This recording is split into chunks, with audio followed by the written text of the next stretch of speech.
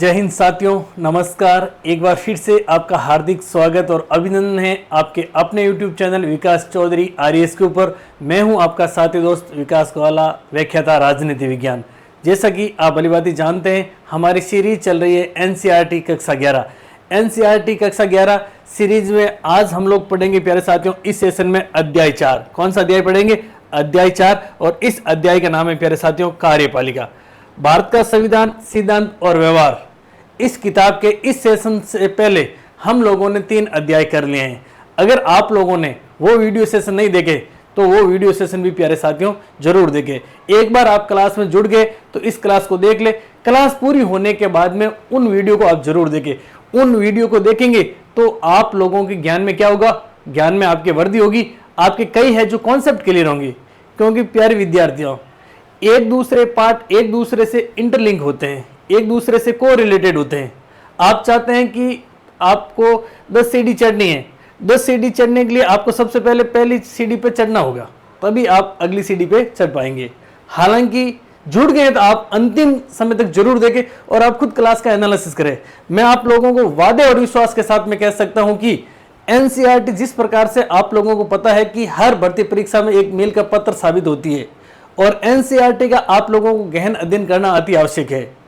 हम एक थीम आधारित अध्ययन कर रहे हैं और इस थीम में हम एनसीईआरटी के जो भी पीवाईक्यू यानी विगत परीक्षाओं में आए हुए प्रश्नों का तो सॉल्यूशन करते ही हैं, साथ में इस प्रकार से प्रश्नों की फॉर्मेटिंग हम लोगों ने तैयार की है, हमारी टीम ने तैयार की है एमसीक्यू के रूप में, जो कि आने वाले अपकमिंग एग्जाम में आपके लिए अति महत्वपूर्ण साबित होने वाले हैं।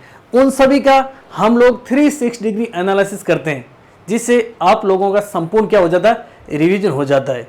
तो प्यारे साथियों, अगर आप चाहते हैं कि आने वाले अपकमिंग एग्जाम में जिस भी भर्ती परीक्षा में आपका फॉर्म भरा हुआ है और आप 100% सिलेक्शन चाहते हैं, आपका जो सुनहरा संघर्ष है सुनहरी सफलता में तब्दील करना चाहते हैं, तो आप सेशन में जुड़े, पूर्ण एकाग्रचित होकर के मनोयोग से जुड़े रहे, साथ में कॉपी और पेन रखे और प्यारे विद्यार्थियों साथ साथ में लिखते रहे।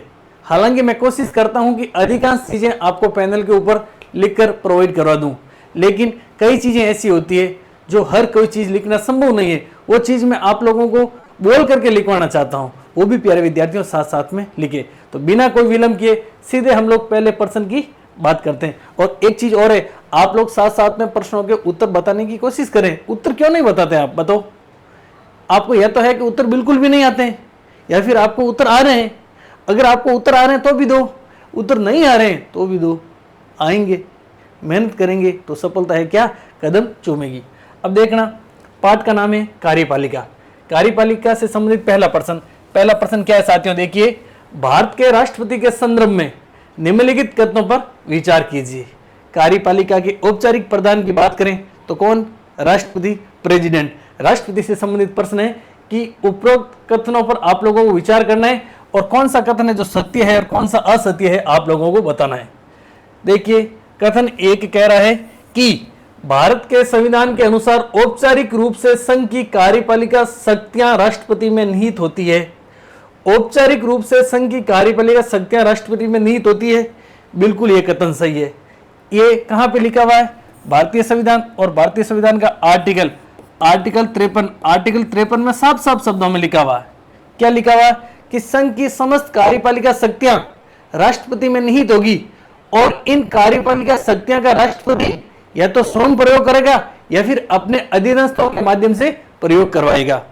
अधीनस्थ की बात करें तो प्रधानमंत्री और उसकी मंत्री परिषद से वह राष्ट्रपति इस शक्तियों का प्रयोग करवाता है। राष्ट्रपति की बात करें तो भारतीय संविधान का आर्टिकल 52 में लिखा हुआ है, भारत में एक राष्ट्रपति होगा, भारत का एक राष्ट्रपति होगा। समस्त कार्यपालिका शक्तियां किन में निहित होगी? राष्ट्रपति में निहित होगी। पहला कथन तो आपकी बिल्कुल सही है। दूसरा कथन देखो, राष्ट्रपति का निर्वाचन समानुपातिक प्रतिनिधित्व प्रणाली और एकल संक्रमणीय मत के सिद्धांत के अनुसार होता है। बिल्कुल, राष्ट्रपति के चुनाव की बात करें या फिर राष्ट्रपति के निर्वाचन की बात करें ना, तो समानुपातिक प्रतिनिधित्व प्रणाली और एकल संक्रमणीय मत के सिद्धांत के अनुसार होता है। यानी कि आप लोगों के दोनों कथन ए और दो दोनों सही है। अब राष्ट्रपति के निर्वाचन मंडल हम लोग बात करें, भारतीय संविधान का आर्टिकल 54 में राष्ट्रपति के निर्वाचक मंडल की बात हो रखी है। और राष्ट्रपति के निर्वाचक मंडल में कौन कौन सदस्य भाग लेते हैं, तो प्यारे साथियों ध्यान रखना, संसद के निर्वाचित सदस्य। अब संसद की बात करें ना, तो संसद के अंदर राज्यसभा प्लस लोकसभा, इन दोनों के निर्वाचित सदस्य राष्ट्रपति के चुनाव में भाग लेते हैं। उसके बाद में बात करें ना, विधानसभा के निर्वाचित सदस्य राष्ट्रपति के चुनाव में भाग लेते हैं। उनके साथ साथ में आप लोगों को पता होगा 70वां कॉन्स्टिट्यूशन अमेंडमेंट हुआ था 1992 में। उसके बाद 1995 से राष्ट्रपति के चुनाव में दिल्ली व पुडुचेरी के विधानसभा सदस्य भी भाग लेते हैं। यह है आपके राष्ट्रपति का निर्वाचक मंडल। तो प्यारे विद्यार्थियों, दोनों ही कथन इसमें क्या है, सही है। भारत के संविधान के अनुसार औपचारिक रूप से संघ की कार्यपालिका शक्ति किसमें, तो राष्ट्रपति में निहित होती। आप लोग जानते हैं भारत में औपचारिक रूप से संघ का प्रधान हेड ऑफ द स्टेट कौन होता है। हेड ऑफ द स्टेट की बात करें ना, तो प्यारे विद्यार्थियों कौन होता है, हेड ऑफ द स्टेट। तो आपका उत्तर आएगा हेड ऑफ द स्टेट होता है आपके राष्ट्रपति। कौन होता है, राष्ट्रपति। जबकि हम लोग बात करें हेड ऑफ द गवर्नमेंट, ये कौन होता है, तो ये होता है आपके प्यारे विद्यार्थियों प्रधानमंत्री। जबकि ये ऐसा क्यों है, ऐसा इसलिए है क्योंकि भारत के अंदर कौन सी शासन व्यवस्था है, संसदीय शासन व्यवस्था। संसदीय शासन व्यवस्था है और संसदीय शासन व्यवस्था में हेड ऑफ द स्टेट और हेड ऑफ द गवर्नमेंट अलग अलग होते हैं। जबकि हम लोग बात करें अध्यक्षात्मक शासन व्यवस्था में, अध्यक्षात्मक शासन व्यवस्था में हेड ऑफ द स्टेट और हेड ऑफ द गवर्नमेंट दोनों एक ही व्यक्ति होता है। यानी कि मैं यूं कह सकता हूं कि अध्यक्षात्मक व्यवस्था में एक ही व्यक्ति है जिसके दो टोपी पहनी हुई है, एक ही व्यक्ति है जिसके दो टोपी, एक तो कौन सी, हेड ऑफ द स्टेट वाली, और एक है आपकी हेड ऑफ द गवर्नमेंट वाली। जबकि संसदीय शासन व्यवस्था में दो व्यक्ति है और दोनों के अलग अलग क्या है, टोपी पहनी हुई है। अगला प्रश्न देखिए प्यारे साथियों, अगला प्रश्न। अब देखिए अगले प्रश्न से पहले मैं आप लोगों को बता दूं कि जैसा कि आपको पता है ये सीरीज किन किन के लिए इंपॉर्टेंट रहने वाली है। सबसे पहले मैं आपको बता देता हूं, कक्षा 11 में पढ़ने वाले तमाम विद्यार्थियों के लिए एक क्लास रामबाण साबित होने वाली है। उसके बाद में हम लोग बात करें आईएएस या फिर आरएस, सिविल सर्विसेज के लिए आप लोग भली भांति जानते हैं या फिर जिनको पता है या फिर जो सिविल सर्विसेज की तैयारी करते हैं उनको पता है कि एनसीईआरटी का कितना रोल होता है हर कोई एग्जाम के अंदर, उनके लिए वेरी इंपॉर्टेंट साबित होगी। उसके बाद में हम लोग बात करें असिस्टेंट प्रोफेसर या फिर हम लोग बात करें नेट जीआरएफ या फिर हम लोग बात करें स्कूल लेक्चरर या फिर हम बात करें पीजीटी या फिर टीजीटी या फिर ग्रेड सेकंड या फिर ग्रेड थर्ड या फिर इवन जिसमें चाहे पटवारी की बात करें, चाहे वीडियो की बात करें, चाहे पशु परिचर की बात करें, चाहे ग्रेड 4 की बात करें, राजनीति विज्ञान का संबंध है, सिलेबस में राजनीति विज्ञान टॉपिक है, उनके लिए रामबाण साबित होने वाली है। इसी संदर्भ में स्कूल व्याख्याता के लिए अभी आप लोग जानते हैं कि जून 2025 में स्कूल व्याख्याता की भर्ती परीक्षा संभावित है। उसके लिए हम लोगों ने, पूरी हमारी टीम ने स्कूल व्याख्याता राजनीति विज्ञान ग्रेड 1 के सेकंड पेपर के लिए एक शानदार वाली टेस्ट सीरीज का फॉर्मेटिंग किया, डिजाइनिंग किया, और वो सबसे बड़ी बात आप लोगों को बता दूं कि वो टेस्ट सीरीज अंतिम पड़ाव पर है। शानदार सफलतापूर्वक टेस्ट सीरीज पूरी होने वाली है। और प्यारे विद्यार्थियों, हमारी थीम है, हम क्वांटिटी में नहीं क्वालिटी में बल देते हैं। हमारे बड़े भाई साहब नेवरी सर, उनके साथ में मैं और मेरी पूरी टीम, केवल और केवल नाम मात्र की फीस में हम लोगों ने विद्यार्थी हित के अंदर टेस्ट सीरीज शुरू की और टेस्ट सीरीज कंप्लीट होने वाली है। और इस टेस्ट सीरीज की सबसे बड़ी खासियत, अनूठी विशेषता, हम लोगों ने इनिशिएटिव एक पहल शुरू की कि टेस्ट सीरीज तो हर कोई ले लेता है, लेकिन हम लोगों ने टेस्ट सीरीज के साथ साथ में टेस्ट होने के बाद में उसका वाक्यात्मक सॉल्यूशन पीडीएफ के माध्यम से विद्यार्थियों तक पहुंचाया। जो विद्यार्थी अभी क्लास में जुड़े हुए हैं, एक बार कमेंट करके बताना कि इस टेस्ट सीरीज का आपको कितना फायदा हुआ। मैं आशा और अपेक्षा करता हूं कि हमने जिस प्रकार से मेहनत की और आपने जिस प्रकार से पूर्ण मनोयोग से, पूर्ण शिद्दत से, पूर्ण एकाग्रचित होकर के टेस्ट दिए, उनका फल आपको इस स्कूल व्याख्याता भर्ती परीक्षा में मिलेगा। अगर आप लोग भी चाहते हैं कि सर एक आध इस टेस्ट सीरीज का हमारे को भी पेपर पीडीएफ के रूप में दे दीजिए, बिल्कुल वो भी मैं आप लोगों को दे दूंगा।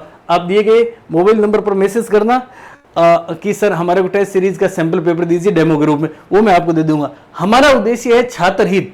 हम कम कंटेंट में मैक्सिमम एफर्ट, मैक्सिमम मार्क्स किस प्रकार से ला सकता है विद्यार्थी, उसके लिए हम काम कर रहे हैं। आप लोग जानते हैं हमारी थीम है हम भी बनेंगे व्याख्याता, हम भी लेंगे मोहर। आप लोगों को वो दिन दूर नहीं है जिस दिन आपके हाथों के अंदर ग्रीन पेन होगा। लेकिन प्यारे विद्यार्थियों, उसके लिए आपको क्या करना पड़ेगा? पढ़ना तो पड़ेगा, और पढ़ना पढ़ने से आता है। इस टेस्ट सीरीज में कुल मिलाकर के 21 टेस्ट थे, और 21 टेस्ट की बात करें ना तो 14 माइनर टेस्ट और 5 मेजर टेस्ट और 2 फुल टेस्ट। ठीक है, आप लोग इसका सैंपल पेपर चाहते हैं तो एक मैसेज कर देना, मैं आपको सैंपल पेपर, एक सैंपल पेपर अवेलेबल करवा दूंगा छात्र हित के तौर पर। अब देखिए, इस टेस्ट सीरीज की विशेषता की बात करें ना, सबसे ज्यादा बल हम लोगों ने इसमें पीवाईक्यू और एनसीईआरटी और प्रमाणिक पुस्तकों का सहारा लिया। पीवाईक्यू, एनसीईआरटी और प्रमाणिक बुक्स का सहारा लिया। कई विद्यार्थी हैं जिनको पता नहीं है, अगर आप स्कूल लेक्चरर की तैयारी कर रहे हैं तो आपको एनसीईआरटी 11वीं और 12वीं की तो पढ़नी ही पड़ेगी। और साफ साफ शब्दों में आप अपना सिलेबस देखना, सिलेबस में 55 क्वेश्चन, 55 क्वेश्चन जो 110 नंबर के बनते हैं, ये सीनियर सेकेंडरी लेवल से आएंगे आपके, ऐसा सिलेबस के अंदर लिखा हुआ है। आप लोग क्यों नहीं पढ़ते हैं भाई, बताइए? साफ साफ शब्दों में लिखा हुआ है। देखिए, टेस्ट सीरीज हमने बहुत अच्छे फॉर्मेटिंग में तैयार की है। इसमें पेडागोजी और आईसीटी के भी पर्सन थे। 130% तो हमारे राजनीति विज्ञान सब्जेक्ट के और 20% आपके पेडागोजी और आईसीटी के थे। ठीक है, गलाकाट प्रतिस्पर्धा के युग में और तनावपूर्ण दौर में विद्यार्थी से हम सीधा संवाद करते हैं।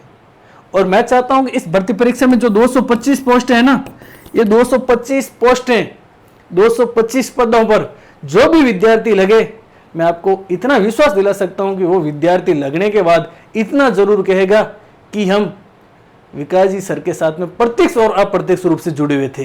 हो सकता है एक आध टेस्ट दिया होगा, एक आध पर्सन के बारे में कोई डिस्कस किया होगा, कोई जानकारी के रूप में, इंफॉर्मेशन के रूप में, लेकिन इतना मेरे को विश्वास है कि हम और हमारी टीम पूरी छात्र हित के प्रति समर्पित है। लगने में लगता है कि सर केवल और केवल 225 पद है। 225 पद अपने आप में कम नहीं है। तो उठो, जागो और अपनी ताकत को पहचानो। द्वंद कहां तक पाला जाए, युद्ध कहां तक टाला जाए, द्वंद कहां तक पाला जाए, युद्ध कहां तक टाला जाए, तुम भी है राणा का वंशज, फेंक जहां तक वाला जाए। और आप लोगों को कौन सा वाला फेंकना है? परीक्षा के अंदर आपको अच्छे अच्छे गोले करना है। और ये आपको 225 पोस्टें दिखनी चाहिए। प्यारे विद्यार्थियों, अर्जुन को मछली की आंख दिख रही थी, लेकिन वर्तमान में गलाकाट प्रतिस्पर्धा का युग है, और इस गलाकाट प्रतिस्पर्धा के युग में आपको क्या दिखनी चाहिए? मछली की आंख दिखने से काम नहीं चलेगा, आंख की पूतली दिखेगी ना, तब आपका सिलेक्शन होगा। अगला प्रश्न देखिए, अगला प्रश्न क्या कह रहा है? निम्नलिखित कथनों पर विचार कीजिए। निम्नलिखित कथनों पर आप लोगों को क्या करना? विचार करना है, और कौन सा कथन है जो सत्य है आप लोगों को बताना है।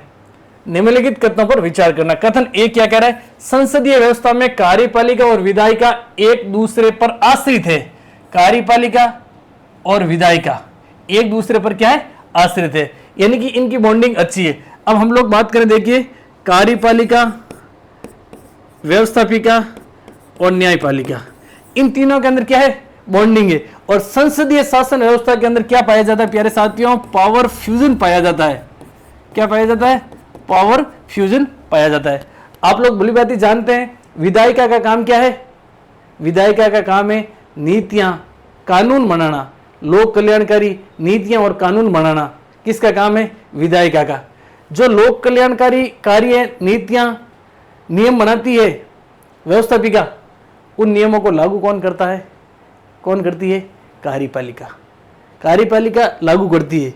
अब न्यायपालिका, तीनों परस्पर अंतर संबंधित है। न्यायपालिका यह देखती है कि जो विधायिका ने कानून बनाया, कार्यपालिका ने लागू किया, वो वैध है या नहीं है। ऐसे नहीं कि अवैध है। तो तीनों क्या है? इंटरलिंक है, लिंक है। विधायिका कार्यपालिका को न केवल नियंत्रित करती है, बल्कि उससे नियंत्रित भी होती है। अब देखिए, विधायिका की बात करें ना, संसद, विधायिका से ही कार्यपालिका निकलती है। कार्यपालिका की बात करें ना तो हम लोग मंत्रिपरिषद की बात कर सकते हैं।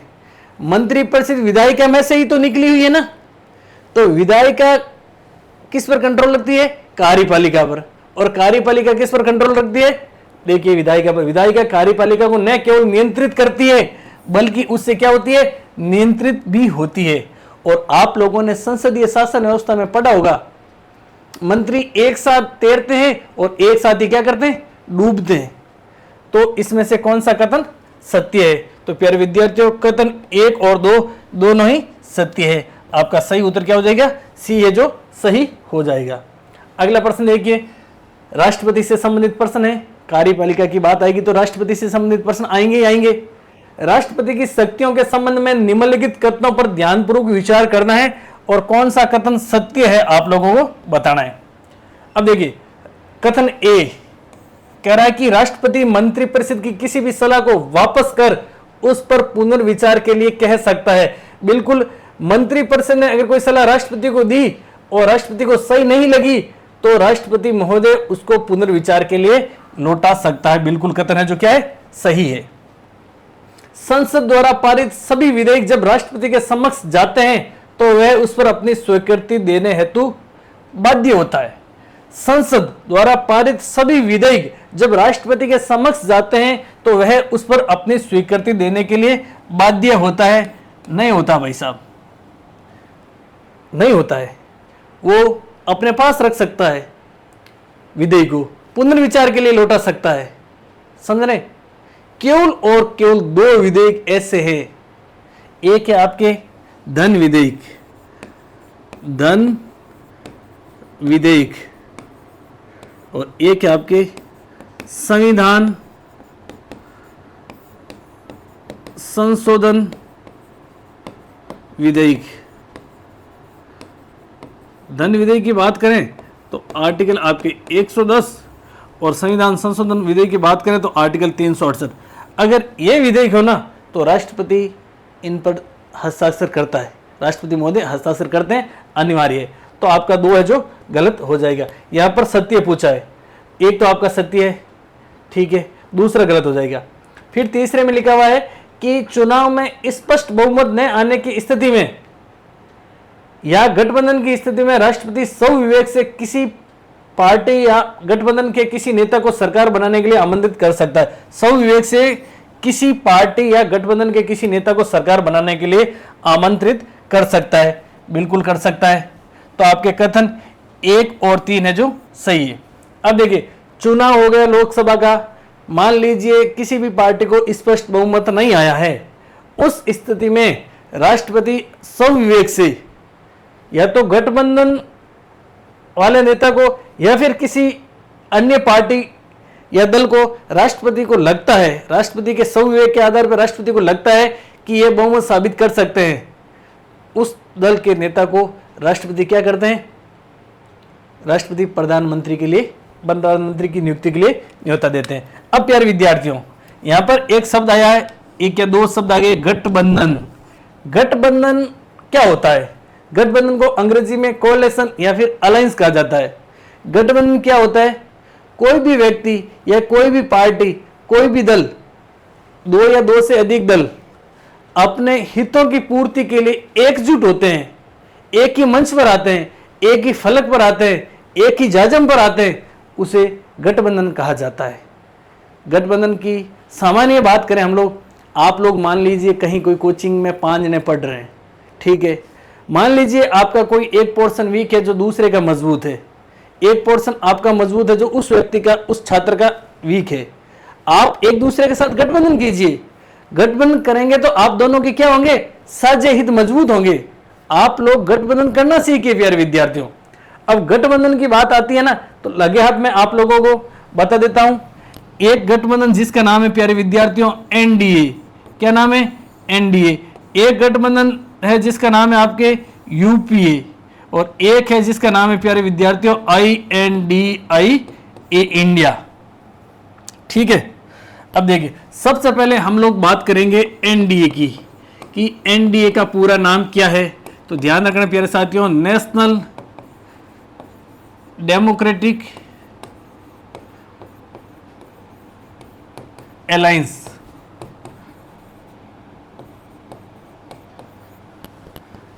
ये कब स्थापित हुआ या फिर इसका कब गठन हुआ? तो ध्यान रखना प्यारे विद्यार्थियों, 15 मई 1998 को। कब हुआ था? 15 मई 1998 को। कब हुआ था? एनडीए और एनडीए की स्थापना या फिर एनडीए का गठन हुआ था 15 मई 1998 को। इसका हिंदी में नाम बात करें ना, राष्ट्रीय जनतांत्रिक गठबंधन। क्या नाम है? राष्ट्रीय जनतांत्रिक गठबंधन। ये सवाल आया तो एक पर्सन मेरे जहन में आया और वो पर्सन मैं आपको पूछ के रहूंगा। बहुत इजी पर्सन है, हर कोई बता देगा। प्रश्न आपके लिए यह है कि वर्तमान में केंद्र में किसकी सरकार है? फटाफट से आप लोग कमेंट करके बताएं कि किस दल की सरकार है वर्तमान में केंद्र में। आप लोगों को लग रहा है सर इतना हल्का सा प्रश्न पूछा, हम तो बता देंगे। बिल्कुल आप तो बताएंगे, आप तो धीर गंभीर विद्यार्थी है। बताओ वर्तमान में केंद्र में किसकी सरकार है? ये एनडीए हो गया। उसके बाद में देखिए ये है आपके यूपीए। यूपीए की बात करना, United progressive alliance. United progressive alliance, ठीक है। इसे हिंदी में कहा जाता है संयुक्त प्रगतिशील गठबंधन। क्या कहा जाता है? संयुक्त प्रगतिशील गठबंधन। इसके गठन या फिर इसकी स्थापना की बात करें ना, तो इसका गठन हुआ था आपके 6 मई 2004 को। एक हाल ही में 2024 में एक और गठबंधन बना जिसका नाम है INDIA। क्या है? INDIA। इंडिया की बात करें ना, इंडिया का पूरा नाम क्या है? कई कहेंगे इंडिया का पूरा नाम भारत है। इंडिया गठबंधन का पूरा नाम पूछ रहा हूं। Indian national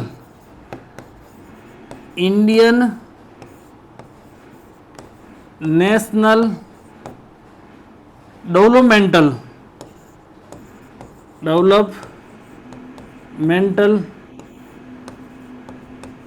inclusive alliance.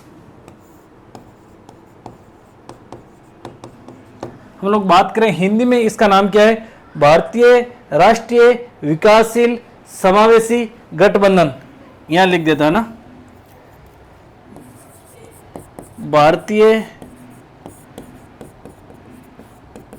राष्ट्रीय विकासशील समावेशी गठबंधन। और ये कब स्थापित हुआ था या गठन हुआ था? यह था आपके 2024 में। अब देखिए एनडीए किस समर्थित, एनडीए जो गठबंधन है ना, इसका समर्थन कौन सी पार्टी करती है या फिर किसके द्वारा समर्थित है? तो ध्यान रखना, भारतीय जनता पार्टी। यूपी की बात करें ना, इंडियन नेशनल कांग्रेस। और इंडिया में लगभग 40 दल है। इंडिया गठबंधन की बात कर रहा हूं, इसका समर्थन देने वाले कितने? लगभग 40 दल है। अब मैंने आप लोगों से एक प्रश्न पूछा था, कईयों के जवाब नहीं आए हैं। प्रश्न मैंने ये पूछा था कि वर्तमान समय में केंद्र में किसकी सरकार है? ऑप्शन दे देता हूं लो। ऑप्शन है, ऑप्शन ए और ऑप्शन ए है आपके BJP. Option C B, option B के अंदर आ जाएगा आपके RLP। ऑप्शन सी में आ जाएगा INC। ऑप्शन डी के अंदर आ जाएगा आपके NDA। क्या आ जाएगा? NDA। और विद्यार्थी करेंगे बीजेपी। क्या करेंगे? बीजेपी करेंगे तो विद्यार्थियों का क्या हो जाएगा? ये हो जाएगा वर्तमान समय में केंद्र में एनडीए की सरकार है। किसकी सरकार है? एनडीए की सरकार है। और एनडीए जो गठबंधन है, ये किसके द्वारा समर्थित है? तो है आपके बीजेपी द्वारा। यानी एनडीए गठबंधन का नेतृत्व कौन करता है? तो भारतीय जनता पार्टी करती है। कौन करती है? भारतीय जनता पार्टी करती है। तो प्यारे विद्यार्थियों, प्रश्न छोटे छोटे है, आप लोगों से एग्जामिनर क्या कराएगा? सिली मिस्टेक कराएगा। और सिली मिस्टेक होते आप क्या हो जाएंगे? आउट हो जाएंगे। आप हो जाएंगे क्लीन बोल्ड, और आपको बोल्ड नहीं होना है। अगला प्रश्न देखिए, भारत के उपराष्ट्रपति के संबंध में निम्नलिखित कथनों पर विचार कीजिए। अब उपराष्ट्रपति की बात आ गई भाई साहब। भारतीय संविधान और भारतीय संविधान का आर्टिकल 63, आर्टिकल 63 के अंदर क्या लिखा हुआ है, भारत में एक उपराष्ट्रपति होगा। उसके बाद हम बात करें आर्टिकल 64 में लिखा हुआ है उपराष्ट्रपति राज्यसभा का पद एवं सभापति होगा। ये बात हो अनुच्छेद 63 और 64 में। अब देखिए यहां आपको बताना है कि कौन सा कथन असत्य है। 4 कथन दे रखे हैं। कथन ए कह रहा है कि भारत में राष्ट्रपति और उपराष्ट्रपति का चुनाव अप्रत्यक्ष समानुपातिक प्रतिनिधित्व प्रणाली के तहत एकल संक्रमणीय मत द्वारा होता है। बिल्कुल सही बात है। अगला कथन है उपराष्ट्रपति ने निर्वाचक मंडल में राज्य विधानसभा के सदस्य भाग नहीं लेते हैं। यह बात भी सही है। उपराष्ट्रपति को हटाने के लिए संसद के दोनों सदनों में बहुमत से इस आशय का प्रस्ताव पारित होना चाहिए। यह बात क्या है प्यारे विद्यार्थियों, गलत है। गलत कैसे है? उपराष्ट्रपति को हटाने की बात आती है ना, तो संसद के दोनों सदनों में बहुमत से प्रस्ताव पारित होने की आवश्यकता नहीं है। राज्यसभा ने अपने बहुमत से प्रस्ताव को पारित कर दिया और उस प्रस्ताव का आशय जाएगा लोकसभा में, लोकसभा दे देगी सहमति और उपराष्ट्रपति जी हो जाएंगे भाई साहब क्या हो जाएंगे, अपने पद से त्याग पत्र दे देंगे। ठीक है, उपराष्ट्रपति पद से हट जाएंगे। उपराष्ट्रपति राज्यसभा का पद एवं सभापति होता है। तो असत्य कौन सा है? और असत्य केवल और केवल सी, यानी कि आपका ऑप्शन बी हो जाएगा। क्या? ऑप्शन बी हो जाएगा आपका सही हो जाएगा। अगला कथन देखिए प्यारे साथियों, निम्नलिखित कथनों पर ध्यानपूर्वक विचार कीजिए। कथनों पर ध्यानपूर्वक विचार करना है। संसदीय व्यवस्था के अंतर्गत कार्यपालिका को जनप्रतिनिधियों के द्वारा प्रभावपूर्ण तरीके से नियंत्रित किया जाता है। बिल्कुल किया जाता है। संसदीय शासन व्यवस्था, इसी का दूसरा नाम है प्रधानमंत्री सरकार, इसी का दूसरा नाम है मंत्रिमंडलीय सरकार, इसी का अलग नाम है अपने वेस्टमिनिस्टर सरकार। इसके अंतर्गत कार्यपालिका जिसका काम क्या है, कानूनों को लागू करना। कार्यपालिका में जो भी बात करें मंत्रिपरिषद या मंत्रिमंडल को जनप्रतिनिधियों के द्वारा प्रभावपूर्ण तरीके से नियंत्रित किया जाता है। नियंत्रित क्यों किया जाता है? क्योंकि जनता प्रत्यक्ष रूप से उनको वोट देती है। और अगर वो सरकार में बैठ करके, सत्ता में बैठ करके लोगों के लिए कल्याणकारी कार्य नहीं करेंगे तो दूसरी बार वो क्या करेंगे, लाइसेंस वापस से रिन्यू नहीं करेंगे। तो हम कह सकते हैं कि प्रभावपूर्ण तरीके से नियंत्रित किया जा सकता है। यह कथन तो आपका सही हो जाएगा एक। तो दूसरा कथन है कि संविधान में राष्ट्रीय और प्रांतीय दोनों स्तरों पर संसदीय कार्यपालिका की व्यवस्था को अस्वीकार किया गया है। अस्वीकार नहीं किया गया है, स्वीकार किया गया है। और कौन सा कथन असत्य है? तो कथन है जो 2 है, जो क्या है, असत्य है। आप लोग जानते हैं कि संविधान में राष्ट्रीय यानी केंद्र स्तर पर और राज्य स्तर पर दोनों स्तरों पर संसदीय कार्यपालिका की व्यवस्था को अस्वीकार नहीं स्वीकार किया हुआ। कईयों को तो ए दिख भी नहीं रहा है। अरे ए देख लो, ए देखोगे तो क्या करेंगे, अपन प्रश्न सही करेंगे। कई तो कहेंगे असत्य एक भी नहीं है। अरे अस्वीकार लिखा हुआ ना भैया, देख लो, नहीं तो चश्मा लगा लो मेरी तरह। अगला देखो, अध्यक्षात्मक शासन प्रणाली के संदर्भ में निम्नलिखित कथनों पर विचार कीजिए। अध्यक्षात्मक शासन व्यवस्था की बात आ रही। अध्यक्षात्मक शासन व्यवस्था, सबसे पहले मैं बात करूं अध्यक्षात्मक शासन व्यवस्था का सबसे बेस्ट उदाहरण कौन सा है? तो सबसे बेस्ट उदाहरण है आपके प्यारे विद्यार्थियों अमेरिका। कौन सा है? अमेरिका। उसके बाद में बात करें ना तो आपके लैटिन अमेरिका के देश। ठीक है, यह आपके अध्यक्षात्मक शासन व्यवस्था के सबसे बेस्ट उदाहरण है। अध्यक्षात्मक शासन व्यवस्था में मैंने आप लोगों को पहले बता दिया क्या होता है। हेड ऑफ द स्टेट और हेड ऑफ द गवर्नमेंट एक ही व्यक्ति होता है, यानी एक ही व्यक्ति है जिसके माथे के ऊपर 2 टोपियां पहनी हुई है अध्यक्षात्मक शासन व्यवस्था में। जबकि संसदीय शासन व्यवस्था में हेड ऑफ द स्टेट और हेड ऑफ द गवर्नमेंट अलग अलग होता है। देखिए, इसमें राष्ट्रपति राष्ट्र का प्रमुख होता है। बिल्कुल, राष्ट्रपति है जो राष्ट्र का प्रमुख होता है। इसमें राष्ट्रपति सरकार का भी प्रमुख होता है। अब देख लीजिए, राष्ट्रपति यानी व्यक्ति एक ही है, राष्ट्र का प्रमुख यानी एक टोपी, और सरकार का प्रमुख यानी एक और टोपी। पेन लिख नहीं पहनी, दिख गई आपको पेन हुए। इसमें राष्ट्रपति का चुनाव आमतौर पर प्रत्यक्ष मतदान के द्वारा होता है। बिल्कुल प्रत्यक्ष मतदान के द्वारा होता है। इसमें राष्ट्रपति विधायिका के प्रति जवाबदेह नहीं होता है। बिल्कुल, विधायिका के प्रति जवाबदेह क्यों होगा भाई? विधायिका के प्रति जवाबदेह क्यों होगा? राष्ट्रपति को विधायिका ने थोड़ी बनाया है, वो तो सीधे जनता के प्रति जवाबदेह होगा। चारों ही कथन आपकी क्या है? सही है। सभी कथन क्या है? सभी कथन प्यारे विद्यार्थियों सही है। फटाफट से कमेंट करके बताइए कि अमेरिका के वर्तमान में राष्ट्रपति कौन है। फटाफट से आप लोग कमेंट करके बताइए। अगला प्रश्न देखिए, संविधान के 91वें संविधान संशोधन, 91वां संविधान संशोधन 91 कॉन्स्टिट्यूशन अमेंडमेंट, और ये हुआ था आपके 2003 में। कब हुआ था? 2003 में हुआ था। इससे संबंधित बात है, और बात यह है कि इसके माध्यम से मंत्रिपरिषद के आकार को विस्तृत कर दिया गया। 91वां कॉन्स्टिट्यूशन अमेंडमेंट 2003 में होता है, इसके माध्यम से मंत्रिपरिषद और मंत्रिपरिषद के आकार को क्या कर दिया था? विस्तृत नहीं किया था, तो क्या किया था? सीमित किया था। क्या किया था? सीमित कर दिया था। यह कथन आपका हो जाएगा सरासर गलत हो जाएगा। क्या हो जाएगा? सरासर गलत हो जाएगा। दूसरा कथन है, इसके अनुसार मंत्रिपरिषद के सदस्यों की संख्या लोकसभा या राज्य में विधानसभा की कुल सदस्य संख्या के 15% से अधिक नहीं होगी। बिल्कुल सही बात है। इसके अनुसार मंत्रिपरिषद के आकार को सीमित किया गया, एक निश्चित किया गया, अपन कह सकते हैं। पहले क्या होता था भाई साहब, स्पष्ट बहुमत नहीं आता, खूब मंत्री बना देते थे। मंत्रियों में ऐसी रेवड़ियां बढ़ती कि मंत्री ही मंत्री। ठीक है, तो 91वें संविधान संशोधन के तहत लोकसभा और राज्य में विधानसभा में कुल सदस्य संख्या के 15% से अधिक नहीं होगा, ऐसा सिस्टम सेट कर दिया। क्या कर दिया? सिस्टम सेट कर दिया। अब सिस्टम सेट कर दिया तो मैं भी आपके लिए एक पर्सन सेट कर रहा हूं।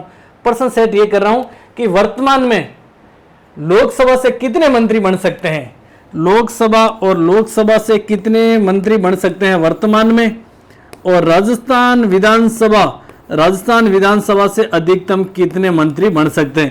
ये लो आपके लिए भी पर्सन सेट कर दिया। ठीक है, हाथों हाथ सेट कर देते हैं, फॉर्मेटिंग प्रश्नों की तैयार कर देते हैं। ठीक है, अब देखिए साथ साथ में एक बात और कही कि राज्य विधानसभा में अगर राज्य विधानसभा की सीटों की संख्या कम है तो न्यूनतम मंत्री की बात करें ना तो न्यूनतम मंत्री 12 तो होंगे। ऐसा नहीं कि 12 ही नहीं हो। ठीक है, इन प्रश्नों के उत्तर आप लोगों को क्या करना है? बताना है। अगला देखिए कथन, इसके द्वारा 6 से 14 वर्ष के बच्चों के शिक्षा के अधिकार को मौलिक अधिकार बना दिया। नहीं, 91वें संविधान संशोधन के तहत थोड़ी बनाया था, यह बनाया था प्यारे विद्यार्थियों 86वां कॉन्स्टिट्यूशन अमेंडमेंट हुआ था आपके 2002 में, इसके तहत बनाया था। तो इसमें से कौन सा कथन सत्य है? तो पहला और दूसरा नहीं, हाँ पहला तो गलत है ना, पहला गलत है और तीसरा गलत है। तो सत्य कथन केवल और केवल क्या है? दूसरा है। आपका ऑप्शन ए हो जाएगा क्या? सही हो जाएगा। अभी तक आप लोगों ने इनके उत्तर नहीं दिए, उत्तर देंगे तो आपके लिए कुछ न कुछ एक्स्ट्रा मटेरियल दूंगा ना। क्या दूंगा? एक्स्ट्रा मटेरियल दूंगा। अगला प्रश्न देखिए, अध्यक्षात्मक कार्यपालिका का अर्थ क्या होता? बहुत हल्का सा प्रश्न है। अध्यक्षात्मक कार्यपालिका का अर्थ क्या होता? संसद द्वारा निर्वाचित कार्यपालिका? नहीं भाई साहब, ये तो नहीं है। ऐसी कार्यपालिका जो संसद के बहुमत के समर्थन पर निर्भर हो? ये भी नहीं है। जहां संसद हो वहां कार्यपालिका नहीं होना? ये भी नहीं है। देश तथा सरकार के अध्यक्ष का जनता द्वारा प्रत्यक्ष रूप से निर्वाचित होना तथा संसद के प्रति जवाबदेह नहीं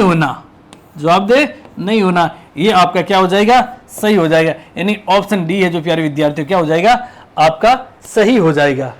अब देखिए अगला प्रश्न है कि निम्न में से कौन सी विशेषता भारतीय नौकरशाही की नहीं है?